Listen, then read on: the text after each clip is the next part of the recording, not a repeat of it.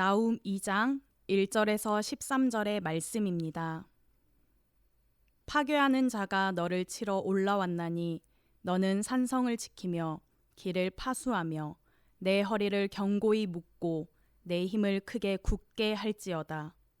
여호와께서 야곱의 영광을 회복하시되 이스라엘의 영광 같게 하시나니 이는 약탈자들이 약탈하였고 또 그들의 포도나무 가지를 없이 하였음이라. 그의 용사들의 방패는 붉고 그의 무사들의 옷도 붉으며 그 항우를 버리는 날에 병거의 쇠가 번쩍이고 노송나무 창이 요동하는도다. 그 병거는 미친 듯이 거리를 달리며 대로에서 이리저리 빨리 달리니 그 모양이 횃불 같고 빠르기가 번개 같도다. 그가 그의 존귀한 자들을 생각해내니 그들이 엎드러질 듯이 달려서 급히 성에 이르러 막을 것을 준비하도다.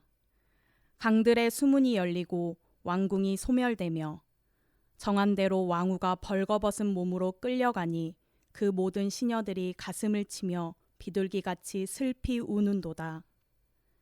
니느웨는 예로부터 물이 모인 못 같더니 이제 모두 도망하니 서라 서라 하나 돌아보는 자가 없도다. 은을 노략하라 금을 노략하라. 그 저축한 것이 무한하고 아름다운 기구가 풍부함이니라.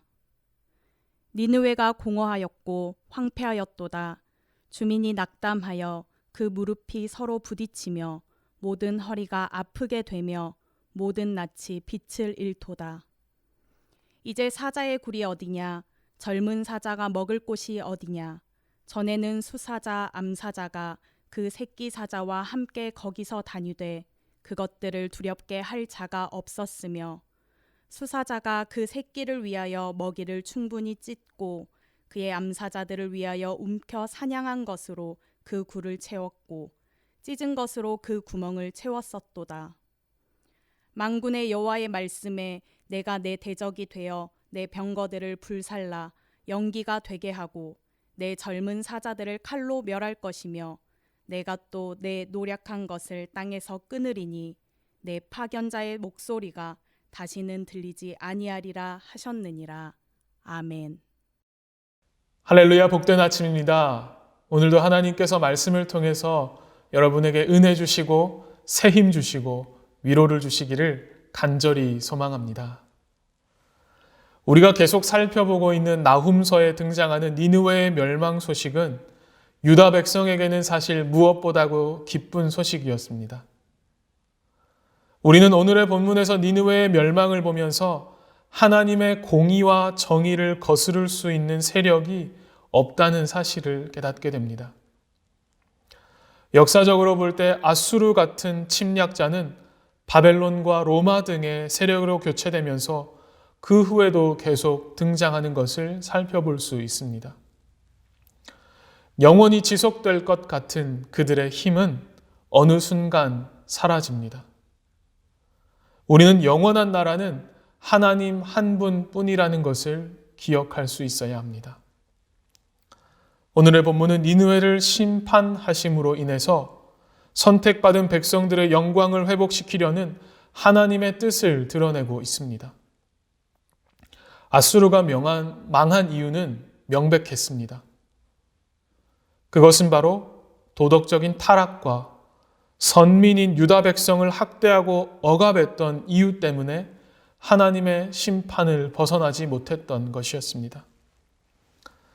그러나 사실 아수르는 자기들이 망할 것이라고는 꿈에도 생각하지 않고 죄악을 행하기에 여념이 없었습니다. 그들은 여전히 교만하여서 하나님을 대적하였고 그리고 하나님의 선민인 유다 백성들을 학대했습니다. 사실 하나님께서는 인간들이 서로 돕고 사랑하도록 그렇게 지으셨습니다. 그러나 아담의 타락 이후에 죄성을 물려받은 우리들은 이기적인 탐욕과 악한 생각을 따라 타인들에게 해를 가하며 살아갈 때가 종종 있습니다. 하나님께서는 아수르처럼 이웃에게 해를 가하는 자를 심판하셨습니다. 그러므로 우리도 자기의 유익만을 구하던 삶에서 돌이켜 타인의 유익을 구하는 삶을 살아갈 수 있어야 합니다.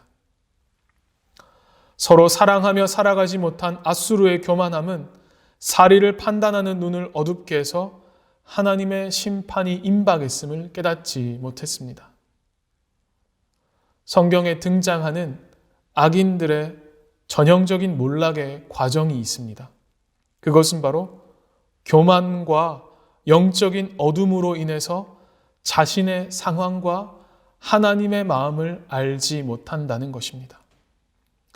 그래서 날이 갈수록 더욱더 악해져 갔으며 앞으로 자신들이 형통할 것으로 생각하다가 하나님의 심판을 맞이하게 된다는 것입니다. 여러분, 역사의 주인은 하나님 한 분입니다. 아무리 강대국이라도 하나님이 치시면 하루아침에 사라질 수밖에 없다는 것을 우리는 기억하며 살아가야 합니다. 하나님께서는 죄악을 용납하지 않으시는 공의로운 분이십니다. 때로는 우리가 보기에 악인들이 악을 행하면서도 형통한 것 같지만 하나님은 악을 간과하지 않고 그들을 심판하시는 분이심을 우리는 기억하며 살아가야 합니다. 오늘의 본문의 나훔 선지자는 니느웨가 파괴될 것임을 담대하게 선언하고 있습니다. 왜냐하면 전능하신 하나님이 작정하신 일이 그대로 될 것을 그는 확신했기 때문이었습니다. 이처럼 하나님께서 작정하신 일이 하나님의 때에 이루어질 것임을 고백하는 것이 바로 믿음입니다. 오늘의 본문의 하나님의 권능의 손길 앞에서 니느웨 성이 얼마나 보잘것없고 얼마나 작은 것인지가 드러나고 있습니다. 니느웨는 사실 티그리스 강으로 인해서 침략자들이 접근하기에 또 공격하기에 어려운 곳이었습니다. 티그리스 강이 니느웨의 안전을 보장해 주었던 것입니다. 그러나 하나님께서는 오늘 본문을 통해서 그 강을 통해서 니느웨를 무너뜨리겠다고 말하고 계십니다. 그리고 난공불락의 요새였던 니느웨 성은 허무하게 하루아침에 무너지고 말았습니다. 성경은 니느웨와 같은 죄인이 하나님의 심판을 피할 수 있는 유일한 길이 바로 하나님 앞에 지은 죄를 자백하고 회개하는 것이라고 말하고 있습니다. 하나님께서는 니느웨 백성에게 사실 회개할 기회를 여러 번 주셨습니다. 그들은 요나의 심판 메시지를 듣고 회개했습니다.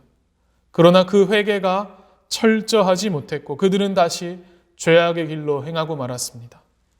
그리고 그 결과는 영원한 파멸이었습니다. 여기에 오늘 본문이 주는 중요한 교훈이 있습니다. 하나님의 오래 참으심과 긍휼하심이 베풀어질 때에 우리는 철저하게 돌이켜야 한다는 것입니다. 다시 말해서 회개하는 것만큼 그 상태를 지속하는 것이 중요하다는 것입니다. 그래서 우리는 회개한 이후에도 나의 결단과 고백이 지켜질 수 있도록 겸손하게 하나님의 은혜를 구하며 살아가야 한다는 것입니다. 특별히 오늘 본문에서 무서운 심판 속에서 하나님의 아픈 마음과 하나님의 우는 마음을 발견하실 수 있기 바랍니다. 이야기를 하나 해드리겠습니다. 우리에게 잘 아는 백범 김구 선생이 나이가 50이 넘어서도 어머니에게 회초리를 맞았다고 합니다. 그런데 그가 50이 넘어서 어머니에게 회초리를 맞으면서 울었던 적이 있었다고 합니다. 그 이유는 어머니가 때리시는 회초리가 아파서가 아니었습니다. 그것은 바로 어머니의 기력이 많이 약해졌음을 느꼈기 때문에 그는 울었다고 합니다. 그는 회초리를 맞으면서 아픔을 느꼈습니다. 아들을 사랑하는 어머니의 진심 어린 사랑을 느꼈기에 그는 울었던 것이었습니다. 우리도 계속되는 이 소예언서를 함께 살펴보면서 이 심판 메시지와 질책 속에 하나님의 사랑을 느끼실 수 있기 바랍니다. 심판 속에 하나님의 아픈 마음과 하나님의 우는 마음을 발견하시는 은혜가 있기를 간절히 소망합니다. 다시 본문으로 돌아가겠습니다. 니느웨는 사실 물질적으로 아주 풍족한 곳이었습니다. 오늘의 본문 8절을 제가 다시 한번 읽겠습니다. 니느웨는 예로부터 물이 모인 곳 같더니 이제 모두 도망하니 서라 하나 돌아보는 자가 없도다. 아멘. 니느웨는 이처럼 도시의 규모도 굉장히 컸으며 경제 활동도 활발했던 곳이었습니다. 실제로 니느웨는 재물이 넘쳐났었고 그럼에도 아수르는 더 많은 재물을 얻기 위해서 주변 나라를 침략하는 등 그들은 수단과 방법을 가리지 않고 살아갔습니다. 그러나 하나님의 심판의 날에 그들이 쌓아둔 재물은 그들에게 아무런 도움이 되지 못했습니다. 도리어 그것이 그들의 포악과 탐욕스러움과 죄악의 그 증거로 드러나게 되었습니다. 이것이 인간이 그토록 사랑하고 얻기를 소원하는 재물의 한계입니다. 재물은 분명 사람들에게 유익한 측면이 있지만 하나님의 심판 날에는 아무런 유익이 없다는 것을 우리는 기억해야 합니다. 사실 우리도 누구나 돈과 재물에 약합니다. 우리가 처음에는 필요 차원에서 물질을 추구하지만 그것이 어느 정도 모아지기 시작하면 그 물질이 나의 행복과 안전을 지켜준다고 믿기 시작합니다. 그리고 어느새 이 물질이 신이 되어서 그것을 예외하곤 합니다. 그래서 성경은 우리가 하나님과 재물을 겸하여 섬길 수 없다고 말하고 있습니다.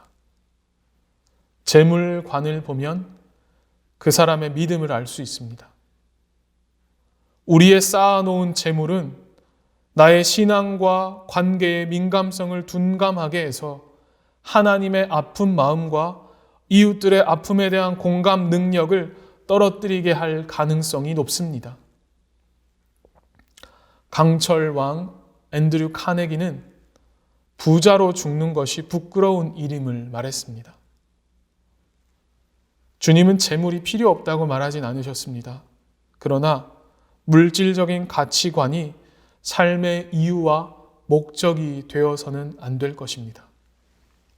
하나님은 우리에게 은사와 물질을 주신 이유는 그 모든 것을 사용해서 생명을 구하기 위함이었다는 것을 기억할 수 있어야 합니다. 우리의 모든 물질과 부귀는 하나님이 우리를 믿고 맡기신 것입니다. 그래서 맡긴 것에 대한 결산이 반드시 있습니다. 우리는 주인이 맡긴 것을 지혜롭게 잘 선용할 수 있어야 합니다. 다윗은 역대상 29장 14절과 16절에서 이렇게 말합니다. 나와 내 백성이 무엇이기에 이처럼 즐거운 마음으로 드릴 힘이 있었나이까? 모든 것이 주께로 말미암아 싸우니 우리가 주의 손에서 받은 것으로 주께 드렸을 뿐이니이다. 우리 하나님 여호와여, 우리가 주의 거룩한 이름을 위하여 성전을 건축하려고 미리 저축한 모든 물건이 다 주의 손에서 왔사오니 다 주의 것이니이다. 아멘. 성경에 등장하는 악인들의 전형적인 몰락의 과정이 있습니다. 그것은 바로 물질의 풍요로움으로 인해서 교만하고 영적인 어둠으로 인해서 자신의 상황과 하나님의 마음을 알지 못하게 된다는 것입니다.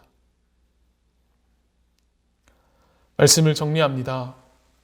오늘의 말씀을 통해서 하나님을 대적하는 자리에 서는 것이 얼마나 두려운 것인지를 우리는 깨닫고 경계하고 조심하며 살아가야 합니다.